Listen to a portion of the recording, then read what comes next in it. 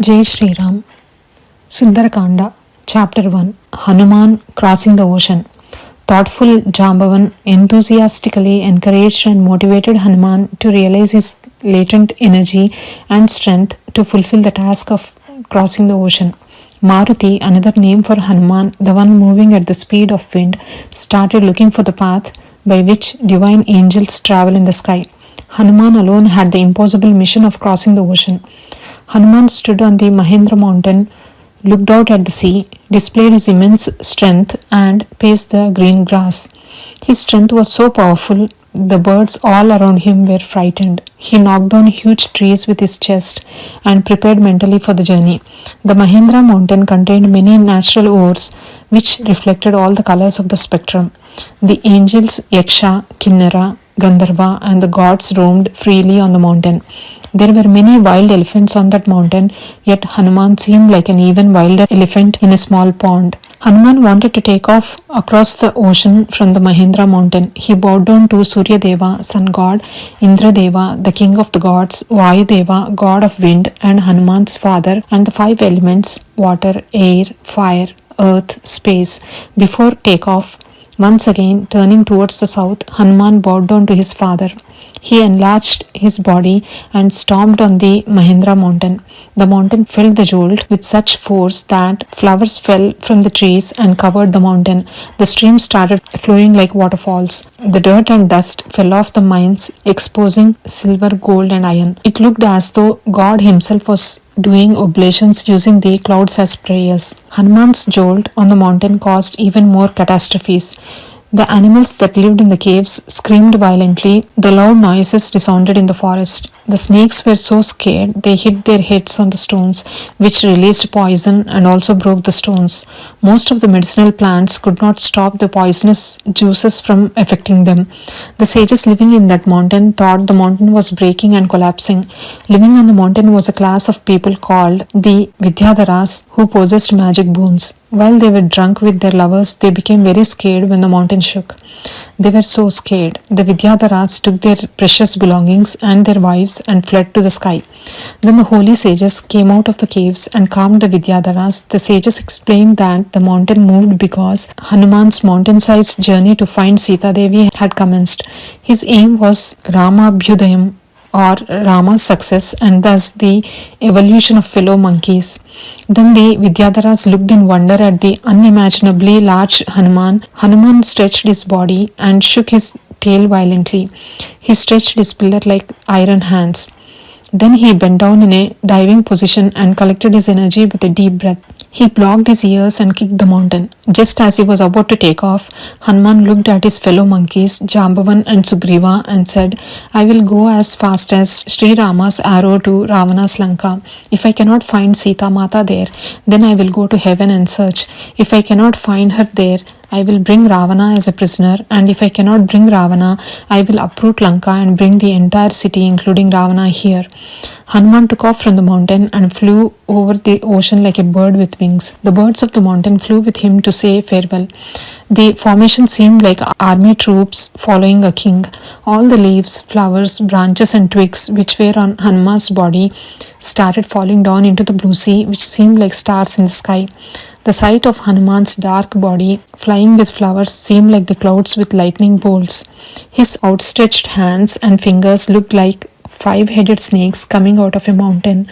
His size was so enormous that when Hanuman bent his head, it looked as if he was about to drink the ocean, and when he lifted his head up, it seemed as if he could swallow the sky. Hanuman's eyes were like the sun and the moon. With his red mouth and radiant face, he looked like the setting sun. Hanuman had his tail wrapped around his stomach. The winds were blowing like thunder beneath his arms. Hanuman seemed like a blazing meteor from north to south. Hanuman was flying so fast that he and his shadow seemed like an enormous long ship. The waves of the ocean were so high they almost reached his stomach. The sea was throbbing with the sound of the waves and the wind.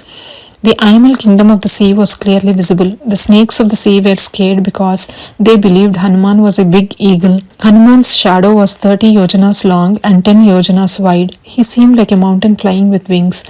Angels showered Hanuman with flowers. Surya, the sun god, emitted a pleasant temperature so as not to scorch him. Vayu, the wind god, blew gently. It seemed as though Vayu was carrying Hanuman in his hand. All the gods and angels, seen and unseen, praised Hanuman's determination. While Hanuman was flying, King Dasratha of the Ikshvaku dynasty, king of the sea, who had helped the ocean king to expand his waters, wanted to help Hanuman on his mission, thereby indirectly helping Sri Rama, who also hailed from the Ikshvaku dynasty. King Sagara thought that Hanuman could travel the rest of the way with ease, even if only he rested first. In the sea, there was a mountain called Mainaka. Mainaka was the door for the demons of the underwater world. Mainaka had the power to grow bigger in any direction, so King Sagara explained Hanuman's mission to Mainaka and requested that Hanuman be allowed to stand on him for some time. Mainaka then came out of the ocean as the sun would come out of the clouds. The mountain Mainaka rose very high with glittering mountain peaks.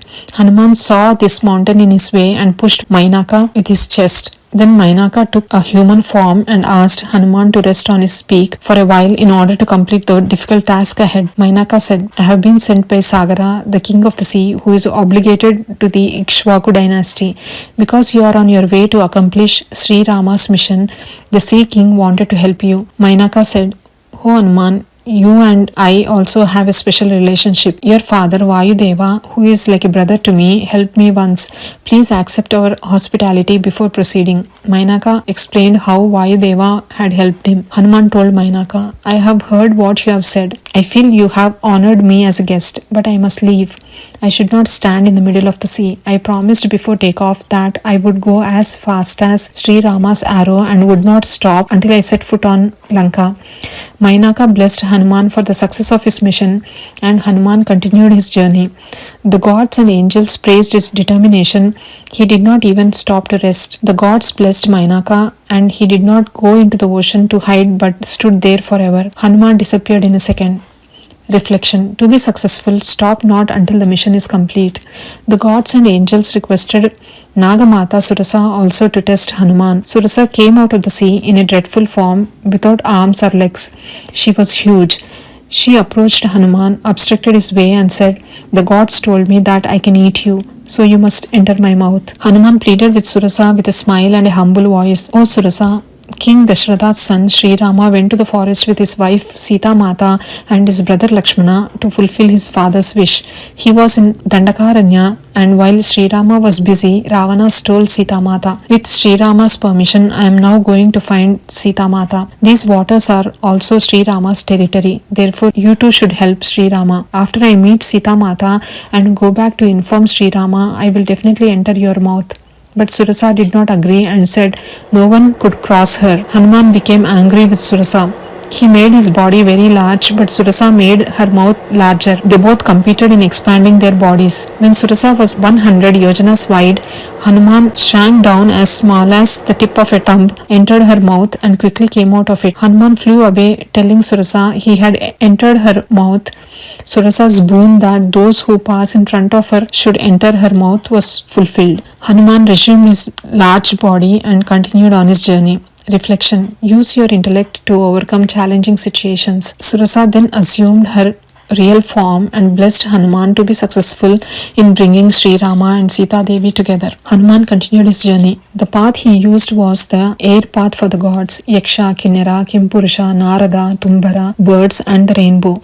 The stars, the moon and the sun were all able to witness Hanuman's fearless flying. Another obstacle for Hanuman was the demon Simhika, who had the power to change her form. She saw Hanuman's shadow and thought it was some food for her.